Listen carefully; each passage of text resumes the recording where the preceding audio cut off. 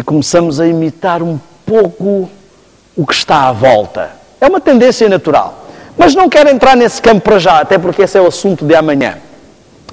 Tivemos a igreja primitiva e começa a haver um desvirtuamento da música também, e surge o Papa Gregório com o que chamamos de canto gregoriano. O objetivo do Papa Gregório era elevar a espiritualidade, e ele tomou medidas sérias. A música era só cantada por homens, a música não tinha várias melodias a fazerem uma harmonia de vozes, eram todas as vozes cantando a mesma melodia, ou seja, um uníssono de vozes.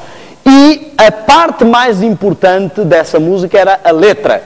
Portanto, se eu queria dizer que Deus me ama e me quer salvar para a eternidade, a música é que tinha que acompanhar a letra e não a letra a música. Então eu diria: Deus me ama e me quer salvar para a eternidade. Isso era o que importava. Eu diria o que eu quisesse dizer, dando ênfase à mensagem. O objetivo de Gregório era o quê? Eu agora vou começar a fazer perguntas. Qual era o objetivo de Gregório? Elevar a espiritualidade. Ok, isto é muito importante e vamos ver daqui a pouco. Entramos na Idade Média, o Renascimento, e surgem os descobrimentos. Com os descobrimentos começa a acontecer o seguinte: na Europa nós temos vários estilos que nós chamamos normalmente de música clássica.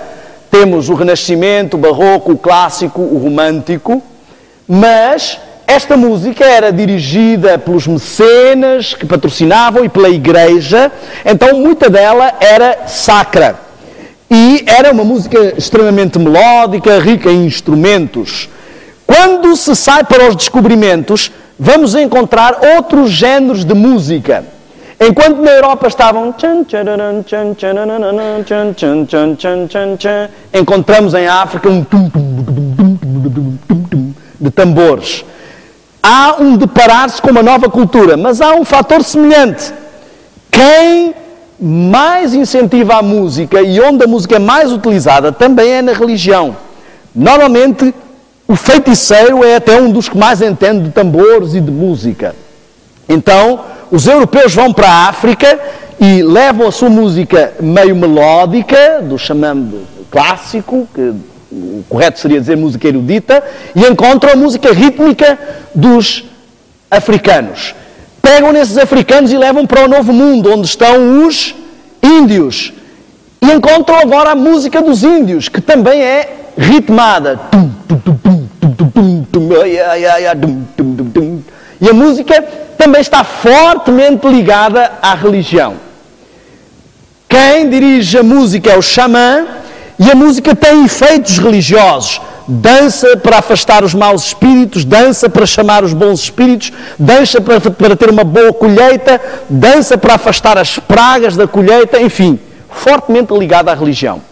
Vai acontecer um fenómeno que está no berço da cultura ocidental que temos hoje, da globalização que temos hoje, e que também está no berço das revoluções musicais do que temos hoje musicalmente, que é a miscigenação cultural. Começa a haver uma mistura dos estilos de música entre a música melódica europeia com a música mais rítmica afro e índia. E começa a haver um fenómeno também muito interessante. Estes afro-americanos que vão para o Novo Mundo ou que vão como escravos para várias partes do mundo, são pessoas muito voltadas para a música, começam a fazer experiências musicais. Começa a haver a guerra norte-sul nos Estados Unidos pela independência e também a guerra pela libertação dos escravos, e começa a haver uma série de fenómenos e os escravos começam a ser libertos. E começam a trabalhar, em vez de trabalhar por chicotadas, passam a trabalhar agora por dinheiro. Os homens, chamados brancos, vão para a guerra, penhoram os seus instrumentos, e o homem afro-americano vai lá e busca esses instrumentos e começa a fazer experiências musicais para além dos ritmos, agora com várias experiências rítmico-melódicas. E daí vão nascer os estilos de música que estão na base do berço musical da nossa cultura. De um lado, vamos ter os afro-americanos que veem Deus como a sua saída, a sua libertação. E eles cantam o que chamamos de espirituais negros. Eles cantam Kumbaya, my Lord, Kumbaya, que quer dizer come by here, passa por aqui, Senhor. Ou, Lord, I want to be a Christian in my heart. Senhor, eu quero ser um cristão de coração. Ou swing low, sweet chariot, não é? Eles se libertam na música. Do outro lado, existe o grupo afro-americano que não quer saber nada de religião. Eles até dizem, se Deus quisesse saber de nós, nunca nos tinha deixado de ser escravos. Então, não estamos nem aí, como dizem os brasileiros, para Deus. E eles se refugiam nos prazeres. Vão para os bares e cantam os seus deuses, que são os seus vícios. Cachaça, vinho tinto, aguardente, cigarro, bebidas, mulheres, sexo livre. Esses são os seus deuses. E começam a criar, com esta instrumentalização, alguns estilos de música. Criam o blues, chamado Rhythm and Blues. Blues significa melancolia na essência da música. E é uma música ritmada, mas triste.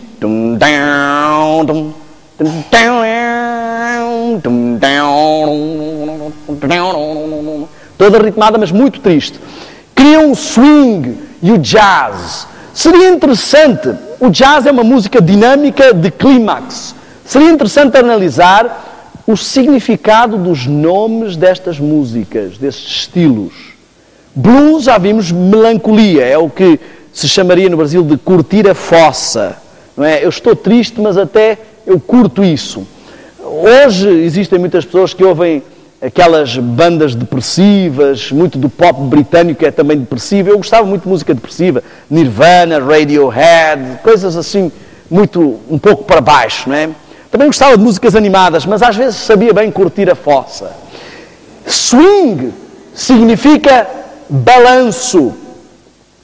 E no fundo isto é uma referência ao movimento corporal durante o ato sexual.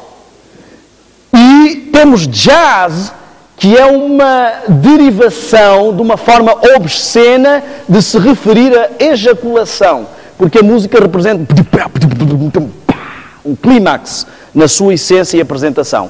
Então temos 3 nomes que deificam os vícios. O blues é um estado em que a pessoa fica, por exemplo, sob o efeito de drogas, os vícios e o sexo livre.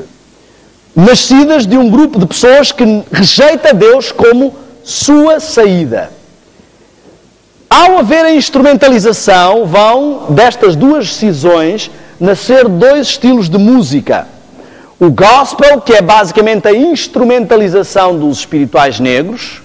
Agora vamos cantar Oh Happy Day, com pianos, com guitarras, com trompetes, todo tipo de instrumentos.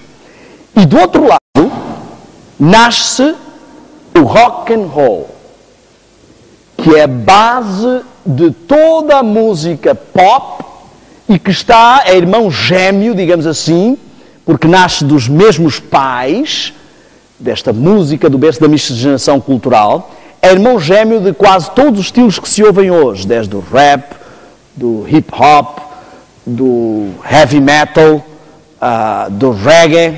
Todos têm, no fundo, uma mesma base e surgem com uma estrutura musical nova que tem berço nestas raízes do blues, do swing e do jazz. E o que significa rock and roll? Podemos analisar isto como um verbo ou como um adjetivo, um substantivo, perdão, e podemos ver, rock pode significar rocha e roll, rolo ou cilindro. Ou pode significar como um verbo, rock, embalar, balançar ou abanar para a frente e para trás, e roll, rolar ou rebolar. Então isto no fundo o que quer dizer é algo cilíndrico que se abana para a frente e para trás. Esta expressão era usada nos guetos, nas favelas de Nova York, para se referir a sexo no banco de trás de um carro. E foi aplicada a esta música porque ela era uma música fortemente voltada para a sensualidade. Sabemos acerca das suas origens e do seu slogan. E também porque surgiu na altura dos autorrádios e as pessoas, enquanto ouviam rock and roll no rádio, ficavam no rock and roll lá atrás. Mas se repararmos e se juntarmos o verbo e o substantivo, vamos ver algo interessante. Quem é a rocha? Jesus. Esta é a música que faz rolar a rocha pela encosta abaixo. Será que estou a exagerar? Será que esta música preconiza e iconiza o derrubar do cristianismo? É isto que eu queria que vocês analisassem esta noite. E eu vou mostrar-vos algo, e eu queria que entendessem que estou a condensar muita informação. Talvez tenhamos tempo de passar para os jovens um vídeo sobre rock, mas eu queria que entendessem o seguinte: tudo o que eu vou apresentar aqui, a partir de agora, até retomar alguns conceitos técnicos, são basicamente fatos históricos e citações das próprias fontes, e não minhas, nem de nenhuma religião. Então nós vamos ouvir o que é que essas pessoas mesmo têm para dizer. As pessoas dizem que o rock é do diabo. Então, já que nós conhecemos um pouco de cristianismo, eu espero, vamos analisar um pouco de satanismo e ver se o rock tem alguma coisa a ver com o diabo. O satanismo moderno tem como pai este homem, Aleister Crowley. Aleister Crowley é considerado o pai do satanismo moderno e o pai do movimento Nova Era. Este homem viveu até 1947, por aí, e foi considerado um dos homens mais cruéis da sua época. Ele disse o seguinte: algumas pessoas comunicam com demónios. Eu não comunico com demónios, comunico diretamente com o próprio Satanás. Recebi um chamado de Satanás e tenho uma missão a desempenhar. E a minha missão é preparar o mundo para a chegada do anticristo. E a missão que o diabo me delegou é causar 5 revoluções. Uma revolução social, uma revolução sexual, uma revolução das drogas e do consumo de estupefacientes ou de formas viciantes, uma revolução espiritual para chegar a uma revolução satanista e assim ter o mundo pronto para a chegada do anticristo. Este homem tinha um slogan: Do what thou wilt. Faz o que tu quiseres. Faz o que te apetecer. Ele escreveu um livro chamado O Livro da Lei, e nesse livro ele diz: não existe lei acima desta lei. Faz o que tu quiseres. Deus diz que o sumo da lei é amar a Deus sobre todas as coisas e ao próximo como a ti mesmo. Ele diz: a lei máxima é faz o que tu quiseres. Reparem, ele está por trás das cartas de tarô e lançou um livro chamado Magic. Eu queria que analisássemos um pouco. O subtítulo deste livro é The Master Therion. Therion é grego para besta. O mestre besta, ou a grande besta. Esse livro fala do homem sem lei, o anticristo, e a chegada e a preparação do movimento Nova Era. Este homem é discípulo de Alice Bailey e de Madame Blavatsky, que são uma fundadora da Sociedade Teosófica, outra a mãe do movimento Nova Era. E quando elas lançaram um livro, uma delas lançou um livro sobre a Nova Era, no ano em que este homem nasceu, e depois este homem retomou, há uma série de simbolismos aqui envolvidos, a Madame Blavatsky era amiga das irmãs Fox, que Ellen White fala das experiências das batidas na porta e do nascimento do espiritismo. Nesta fase está a nascer toda a revolução final do último conflito. Se vocês repararem bem, nós vemos que quando surge, por exemplo, Ellen White e o surgimento do movimento adventista, surgem uma série de contrafações proféticas, várias pessoas que dizem receber visões, temos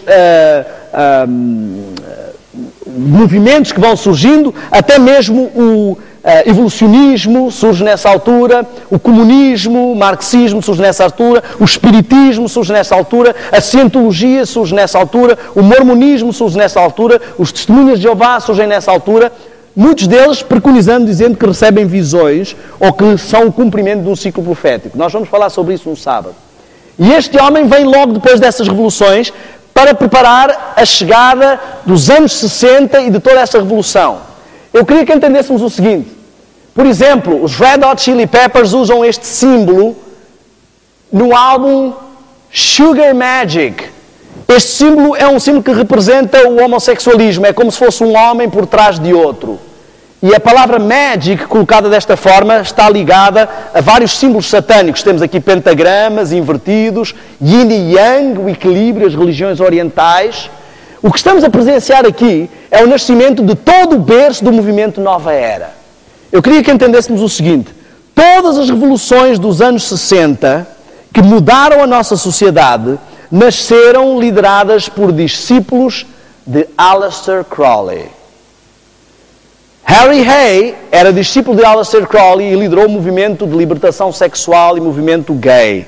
Aleister Crowley era pedófilo, homossexual e dizia-se que ele dizia que deem-me mocinhos jovens e eu vou transformá-los em várias coisas bem melindrosas a serviço de Satanás. A Igreja de Satanás diz que se conseguirmos desviar um jovem até aos 14 anos, dificilmente ele consegue retornar aos caminhos do Senhor. Então, eles apostam na juventude. Também vemos Timothy Leary, outro discípulo de Aleister Crowley, que foi quem liderou o movimento Flower Power, o movimento hippie, o movimento de liberação das drogas. Todas as pessoas-chave nos anos 60 eram, no fundo, discípulos deste homem. Mas eu quero falar sobre uma coisa que a Igreja de Satanás, temos aqui um homem, um sacerdote satânico. Há três que eu realço na palestra. Um é Aleister Crowley, que vimos anteriormente. O outro é Anton LaVey, o homem que escreveu a Bíblia de Satanás. Eu quero dizer um alerta aqui. Podem fazer uma pesquisa bem superficial na internet sobre isso. Não recomendo que entrem em pesquisas muito profundas. Uma pesquisa superficial será o suficiente para encontrar tudo e comprovar tudo o que eu estou a dizer. As várias pessoas que ouviram a palestra foram fazer pesquisas aprofundadas. Estou a falar de jovens adventistas que começaram a pôr em causa a sua fé ou a ficar atraídos pelo satanismo. Isso já aconteceu com amigos meus em Londres e também aqui em Portugal, pessoas que ouviram a palestra. Quero dizer-vos que eu nunca fiz, e não é preciso fazer uma pesquisa profunda sobre este assunto, o satanismo. As informações são bem claras e assumidas por estas facções. O suficiente, eles não negam nada do que estamos a dizer. Então não precisamos ficar preocupados em comprovar, somos desaconselhados a fazer isso. Não precisamos analisar as notas falsas para saber distinguir uma verdadeira. Precisamos aprender a nota verdadeira e saberemos distinguir as falsas.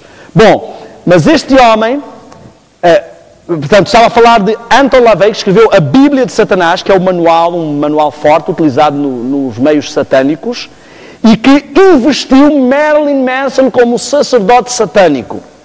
Marilyn Manson não é um mero músico. E se vocês mandarem DVDs ou CDs da igreja para a MTV vai-vos dizer que não passa aquela música porque eles não são um canal religioso. Mas passam à vontade Marilyn Manson, que é um homem que rasga as páginas da Bíblia, ofende e diz palavrões contra os cristãos e o cristianismo, urina nas páginas da Bíblia e se assume como sacerdote satânico e diz que quer ser conhecido como o homem que acabou com o cristianismo. E eles passam isto sem problemas nenhuns.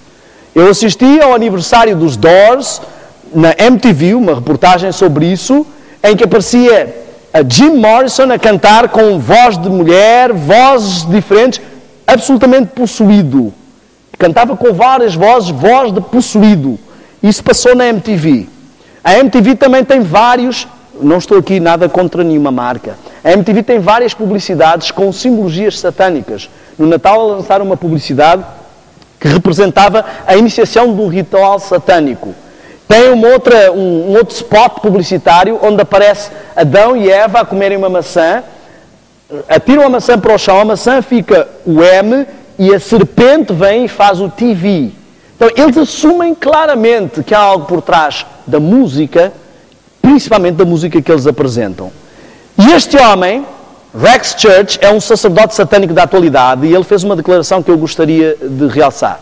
Primeiro, 3 declarações destes homens. Anton LaVey, o que falei há pouco, disse que Satanás sempre teve as melhores músicas. Aleister Crowley, o carequinha que apareceu há bocado, disse que qualquer um pode se tornar um gênio da música se praticar o satanismo ou se entregar ao satanismo. Vou repetir. Qualquer um pode tornar-se um gênio da música se praticar ou se entregar ao satanismo. E este homem, Rex Church, disse o seguinte: a Igreja de Satanás avança com aquilo que chamamos de terrorismo estético. Terrorismo estético